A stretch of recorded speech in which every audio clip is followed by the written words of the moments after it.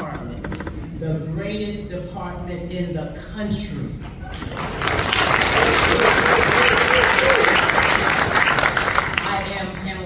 And I'm the Chief of Police of the Metropolitan Police Department. And it is certainly an honor and a pleasure to be here before each and every one of you today, but more importantly to our graduates. I know it's been a long time coming, 37 weeks is a long time, but let me say this, you all look real good this morning. I mean, sharp in your uniform. Let them stand one more time so everybody can see. One more time. Come on and give them a hand.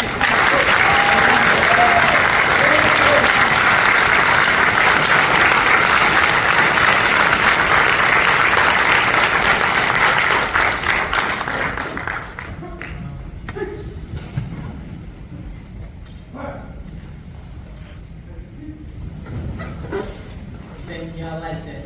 It's all right to smile. This is a celebration. I want to say to the, before I get into my words of encouragement, but I want to say to, and oftentimes, you know, when babies cry, we take babies out. You know, my thought process was like, give him to his mother. You agree with me? Because there's a relationship that he has with his mother on this day, which is a day of celebration. So if he comes back in, don't worry about the noise, just give is the mother in this space, give him to his mother. And I think that'll tone it down a little bit because of the relationship that he has with his mother. So tell him to come back in and allow this young man to celebrate. Because out there he won't be able to see. This is a memorable occasion. Can I say that again? Yeah. This is a memorable occasion for him, and it may be his last time being able to see his mother in this space and in this environment. So bring the young man back in and let him sit in his mother's lap. If that's all.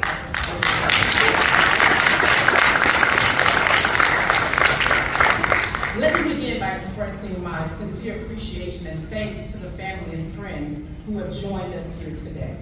If it were not for your encouragement to this call of service that is undeniably like no other profession in the world, some of these police officers would not be here today. Although you are not graduating on this morning, you are considered one of our most valuable players. Why? Because you are also joining our MPD family this morning via an extension of your loved ones who will be graduating on today. Your words of encouragement, your support, and your prayers will be vital as these officers begin their careers in our nation's capital.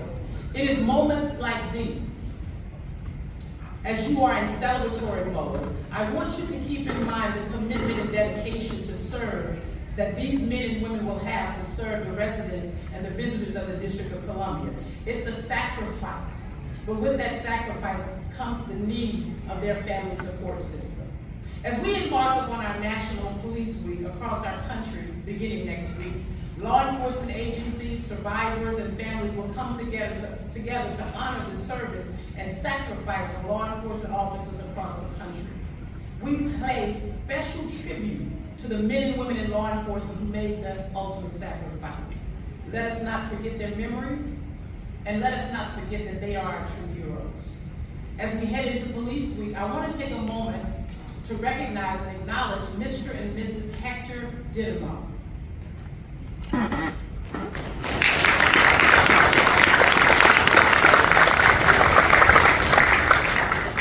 Mr. and Mrs. Dittamo are the parents of one of our fallen heroes, Mr. Officer Paul Dittamo, who lost his life while serving and protecting the District of Columbia.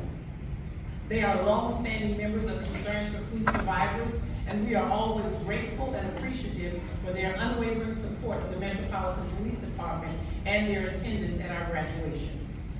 To our Metropolitan Police Department training staff and the team responsible for providing highly qualified training to our newest members of our police force, we thank you. Your ability to prepare the best, the brightest, and the committed officers to our neighborhoods in the District of Columbia is another testament of how dedicated each of you are in this assignment.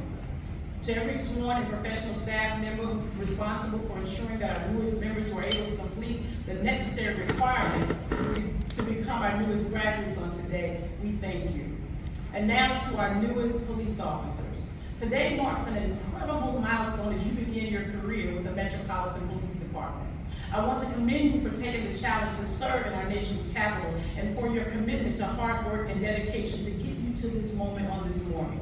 Having the courage to be counted on to protect and serve the members of the District of Columbia is a serious commitment, and we applaud you for accepting the challenge. But more importantly, we applaud you for your commitment to serve in a profession that is like no other profession across the country. A noble profession, one that requires you and you alone to take an introspective look almost daily within yourself as to the reason why you chose this profession. This is not a profession for the weak or the faint at heart, but this is a profession that requires you almost daily to make quick and swift decisions as you encounter individuals who have at times exhausted all measures in their life in order to resolve the crisis that they have encountered.